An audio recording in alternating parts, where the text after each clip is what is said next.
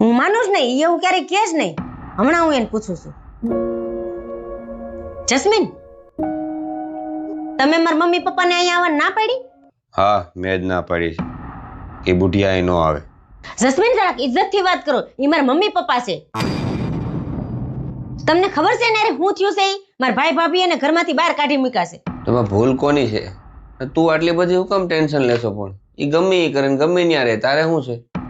યાદ છે તે હું કીધું તું કે આ ઘરમાં ખાલી આપણે બે જ રહેશું, બીજું કોઈ નહીં. તને યાદ છે? તને મેં જ્યારે મારા મમ્મી પપ્પા વિશે તને પૂછ્યું ત્યારે તે હું કીધું તું? મેં તને કીધું તું કે એનું ધ્યાન કોણ રાખશે, એ કોની સાથે રહે. તે હું કીધું તું?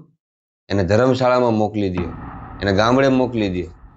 જસ્મીન, એ વાત અલગ છે. મને એને નહોતું ફાવતું એટલે મેં એને જવાનું કહી દીધું. જસ્મીન, તમે જરાક તો વિચાર કરો. આ મારા મમ્મી પપ્પા છે. એણે મને મોટી કરી, ભણાવી, ગણાવી.